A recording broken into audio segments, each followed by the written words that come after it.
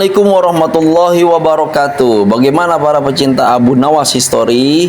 Masih sehat semua? Hari ini kita akan kembali mendengarkan cerita tentang Abu Nawas yang diminta raja untuk melakukan pekerjaan yang mustahil. Pada suatu hari, Baginda Raja baru saja membaca kitab tentang kehebatan Raja Sulaiman yang mampu memerintahkan para jin untuk memindahkan singgasana Ratu Bilqis ke dekat istananya.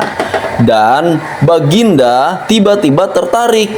Hatinya mulai tergelitik untuk melakukan hal yang sama. Mendadak beliau ingin istananya dipindahkan ke atas gunung agar bisa lebih leluasa untuk menikmati pemandangan sekitar dan melihat rakyatnya dari atas gunung.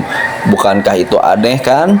Tapi dia berpikir ini adalah ide bagus, ide cerdik untuk menantang seseorang yang cerdik di negerinya yang katanya tidak mustahil untuk mengerjakan segala sesuatu. Nah, kita udah tahu kan siapa yang dimaksud Baginda Raja? Dia adalah Abu Nawas, orang yang amat cerdik yang sering kali mengalahkan raja dalam berbagai teka-teki. Nah, langsung aja kita mulai.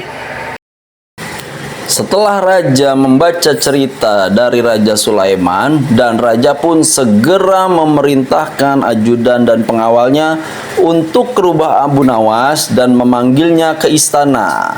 Maka setibanya di rumah Abu Nawas, para pengawal pun mengatakan, "Hai Abu Nawas, engkau dipanggil raja sekarang. Ayo cepat menghadap." Lalu Abu Nawas menjawab, "Waduh, ada apa ini? Tumben raja ini masih pagi begini udah menyuruh aku datang ke istana. Sudah cepatlah kita bergegas. Raja ingin segera bertemu dengan kau." Maka tanpa basa-basi lagi, Abu Nawas segera bersiap dan bergegas menuju istana raja. Di dalam perjalanan menuju istana raja, Abu Nawas bertanya-tanya, sebenarnya ada apa ini si raja memanggil aku? Jangan-jangan dia ingin menjebakku lagi seperti yang sudah-sudah. Ya sudahlah, aku tetap akan ke istananya dan aku akan mendengarkan apa kali ini strategi dia. Setelah melakukan perjalanan beberapa saat, maka tibalah Abu Nawas di istana sang raja. Dan seisi istana pun menyambut Abu Nawas dengan senang hati. Maka setelah Abu Nawas beristirahat, dihadapkanlah Abu Nawas di hadapan Raja Harun. Lalu Raja Harun bertanya kepada Abu Nawas, "Abu Nawas, kemana saja kau? Aku sudah menunggumu dari pagi." "Ada apa sang raja?" jawab Abu Nawas. "Abu Nawas, aku ada perintah untukmu. Sanggupkah engkau memindahkan istanaku ke atas gunung agar aku lebih leluasa melihat negeriku dan melihat rakyatku saat ini?" "Perintah Baginda." Lalu Abu Nawas bingung, dia tidak langsung menjawab. Abu Nawas berpikir sejenak hingga keningnya berkerut. Tidak mungkin aku menolak perintah sang raja. Kalau aku menolak, aku akan dihukum. Lalu akhirnya Abu Nawas terpaksa menyanggupi perintah raja yang mustahil itu. Ada satu permintaan lagi dari Baginda. Pekerjaan itu harus selesai hanya dalam waktu sebulan.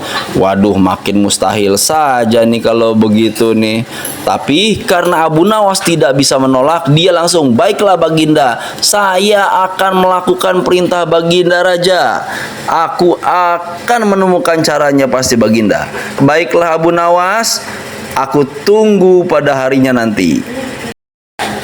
Setelah menyanggupi permintaan dari sang raja, lalu Abu Nawas pun kembali pulang ke rumahnya.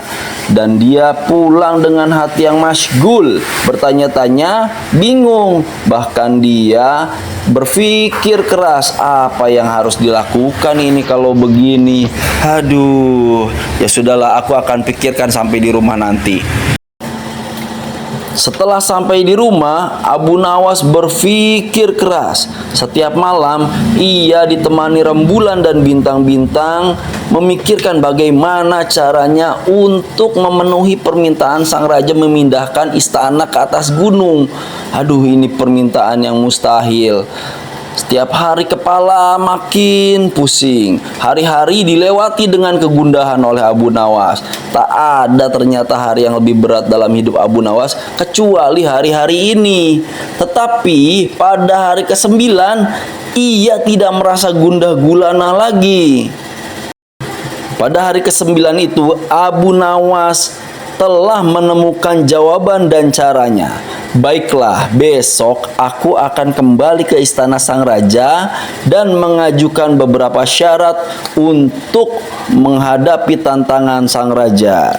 Keesokan harinya, Abu Nawas menuju istana mengendarai untanya. Ia menghadap Baginda untuk membahas pemindahan istana yang diminta sang raja. Dengan senang hati, Baginda Harun mendengarkan apa yang diinginkan Abu Nawas. Ampun tuanku, hamba datang ke sini hanya ingin mengajukan usul untuk memperlancar pekerjaan hamba nanti, kata Abu Nawas. Lalu Raja Harun menjawab, apa usul itu Abu Nawas? Hamba akan memindahkan istana paduka yang mulia tepat pada hari raya Idul Kurban yang kebetulan hanya kurang 20 hari lagi. Kalau hanya itu usulmu, baiklah, itu mudah, kata Baginda, silahkan. Oh iya, satu lagi Baginda, Abu Nawas menambahkan. Apalagi, tanya Baginda.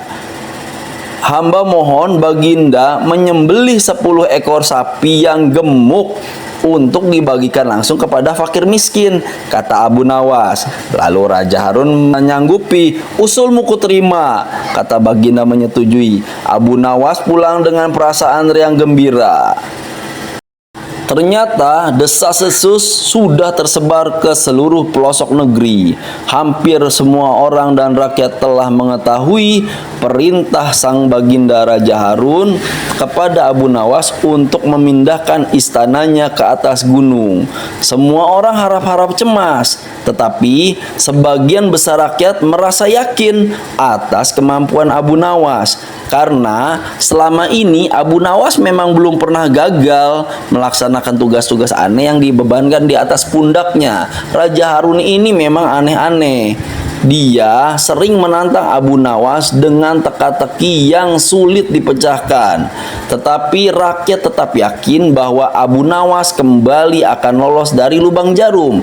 Walaupun ada beberapa orang yang memang meragukan keberhasilan Abu Nawas kali ini, karena memang mustahil memindahkan istana raja ke atas gunung. Saat-saat yang dinantikan akhirnya tiba. Rakyat seluruh negeri berbondong-bondong menuju lapangan untuk melakukan sholat hari raya Idul Kurban. Setelah selesai sholat, 10 sapi sumbangan Baginda yang disembelih dimasak lalu dibagikan kepada fakir miskin sebagaimana permintaan Abu Nawas.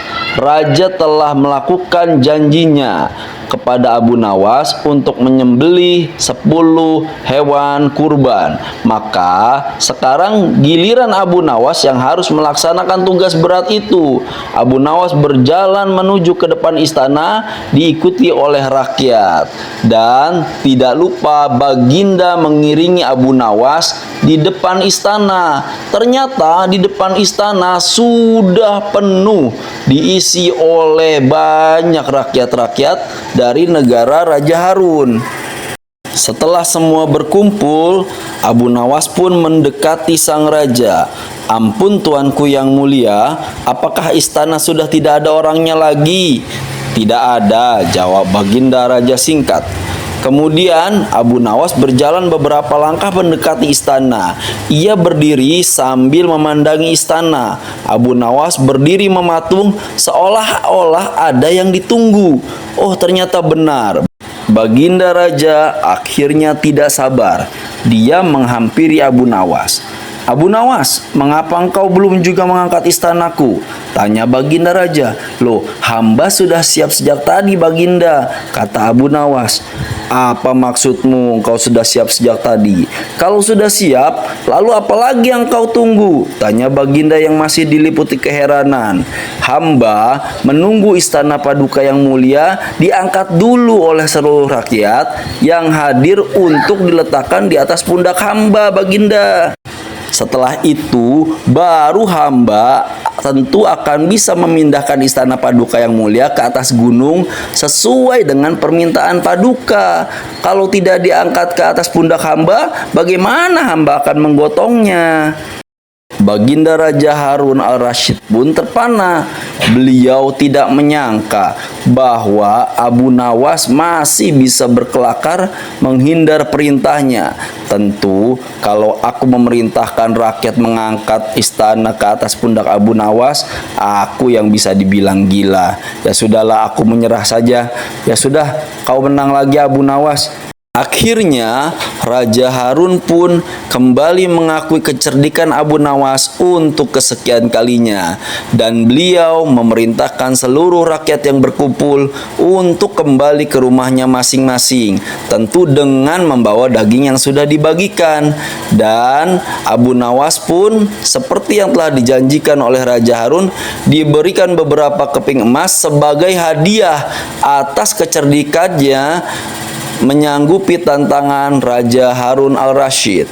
Abu Nawas pun pulang kembali ke rumah dengan hati yang riang dengan membawa emas dari Raja Harun. Sekian dan terima kasih.